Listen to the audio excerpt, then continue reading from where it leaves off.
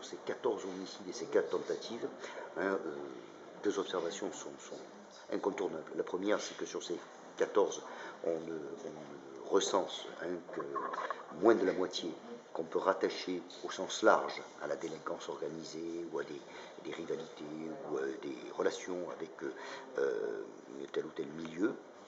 Et à l'intérieur de ces faits, donc nous en avons gardé plus de la moitié, ce qui veut dire qu'on traite le principal de ces affaires au plan local.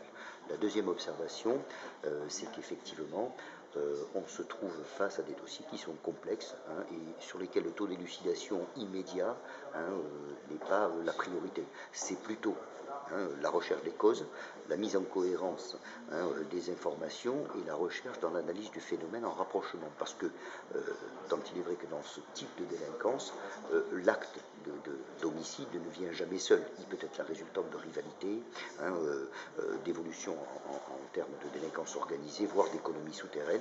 Et c'est bien là que porte l'effort actuellement, parce que lorsqu'on a le motif, on a effectivement souvent l'identification. Même si cette identification doit être négligeable, puisque sur ces 6 dossiers, moi je considère qu'il y en a déjà 2 sur 3 qui nous sont restés, qui sont en voie d'élucidation ou qui ne sont pas être résolus. J'ajouterai un dernier point, c'est qu'effectivement sur ces 14 faits, donc calculés, vous en avez une dizaine qui relèvent d'une délinquance, j'allais dire de droit commun, tout aussi dramatique qu'insupportable, mais vous constaterez qu'on s'est malheureusement en 2011 tué en famille, tué avec son voisinage, et pour des motifs de pur droit commun.